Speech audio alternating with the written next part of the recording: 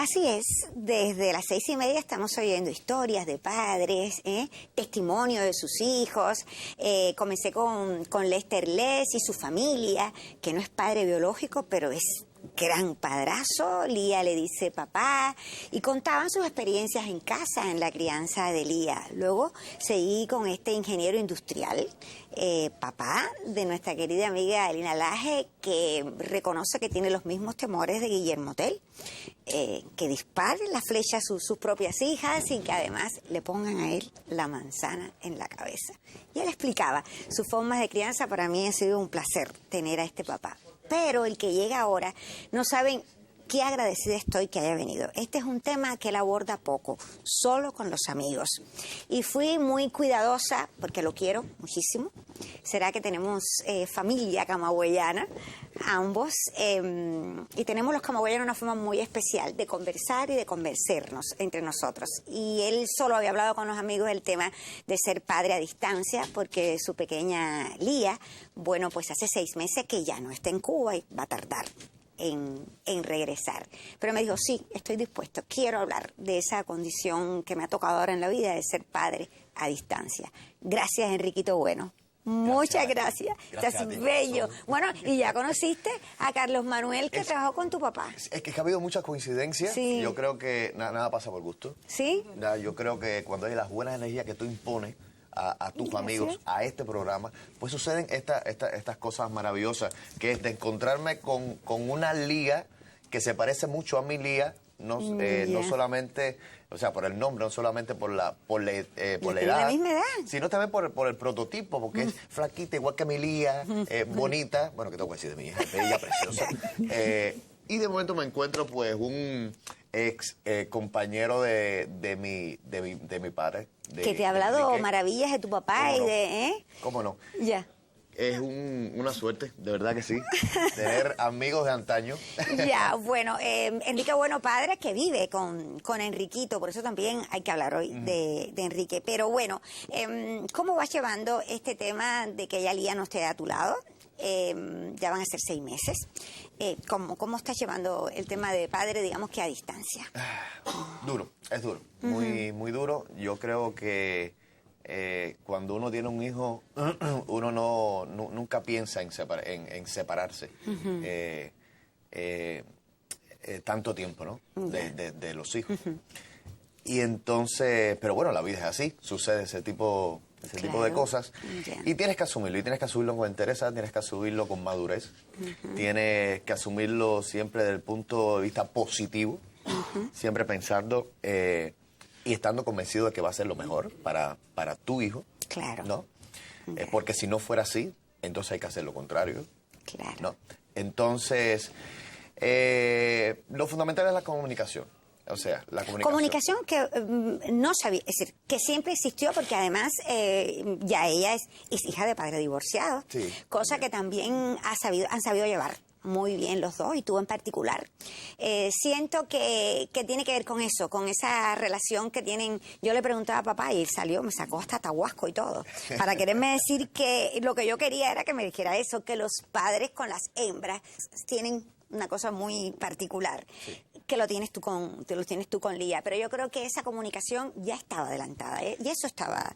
Sí, tenías eso ganado. Estaba adelantado porque de alguna forma, cuando nace Lía, su mamá y yo, que bueno, estábamos juntos en aquel momento, pues conversamos y pensamos que era mejor de que ella siguiera trabajando, era hermosa, que siguiera trabajando, y yo de alguna forma dedicarle más tiempo a la crianza de Lía. La niña. ¿No?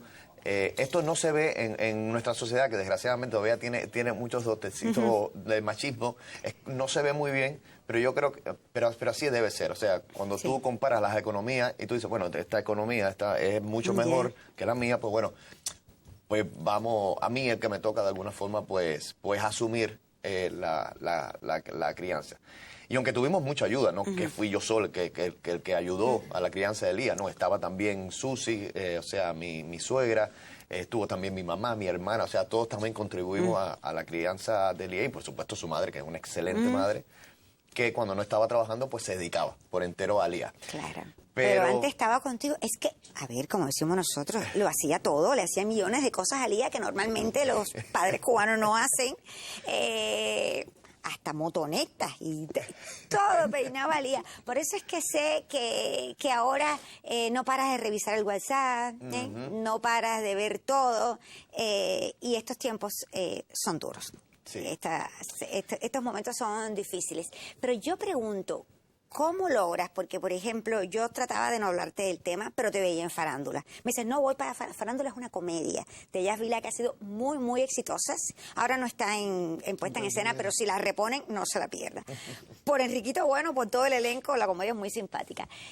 También estuviste con Vital Teatro en Cuarentena, una obra. Y yo siempre decía, ¿cómo logras? Porque estabas dolido, es decir, es un proceso que lleva, ¿cómo te desdoblas para poder trabajar, actuar, hacer una comedia y estar triste por dentro? Yo creo que esa es una de las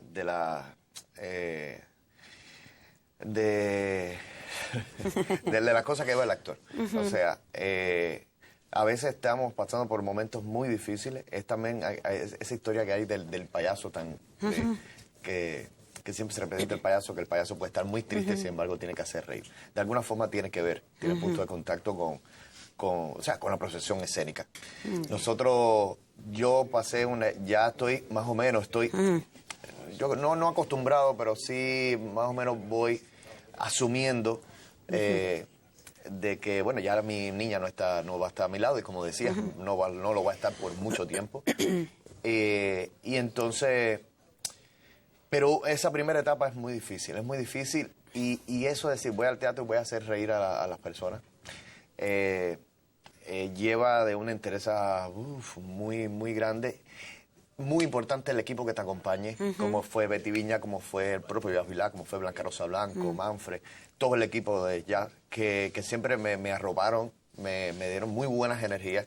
Y por un momento, por 1 hora y media, 2 horas, uno realmente, como decimos en buen cubano, desconectaba el plom y podía, por ese momentico, ser feliz. También tienes muy buena red de amigos. Feliz. Tienes muy buena red de amigos que te has ido ganando porque es un hombre maravilloso, muy noble. Bueno, Riquito es fantástico.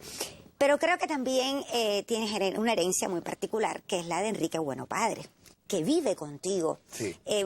¿Cómo ha sido la reacción de papá con este tema de la nieta? ¿Cómo también ahí ha estado papá para estos momentos? ¿Qué me dices de Enrique? Sí. Enrique Bueno Padre. A ver, de alguna forma mis padres y yo, y papi y yo, sufrimos de alguna forma también la separación. ¿Por qué? Porque mi papá vino para acá, para La Habana, al curso luego de la ingeniería mecánica, vino para acá a un curso de gerencia hotelera, donde tuvo que estar mucho tiempo viviendo acá en La Habana. Nos separamos, yo vivía en Camagüey, mi mamá vivía en Camagüey, o sea que estuvimos separados también, estamos marcados un poquito de la distancia. Y quizás por eso he podido asumir realmente de una forma madura y consecuente la separación de Elías, porque mi padre y mi papá, en este caso, pues siempre tuvo comunicación conmigo. O sea, yo decía, ¿cómo es posible de que estemos a distancia y sin embargo cada pasito que yo iba a dar, ahí atrás de mí estaba la presencia de mi papá, de mi mamá?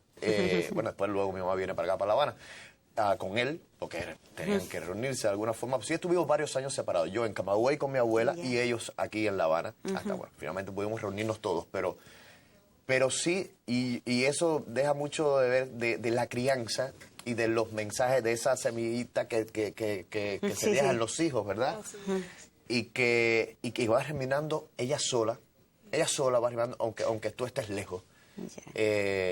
Y eso me pasó con mis padres. Yo pienso que también de alguna forma le va a pasar con Lía, de ella se fue, con esa semillita que ya estaba germinando y que va a seguir germinando porque lleva mis enseñanzas, aunque muy a temprana edad, ¿no? Sí. Pero mi enseñanza lleva la de mis padres también, lleva la de sus abuelos también, y que bueno. Y lleva mucho de ti también, físicamente, y como siempre decimos, eso es algo que dicen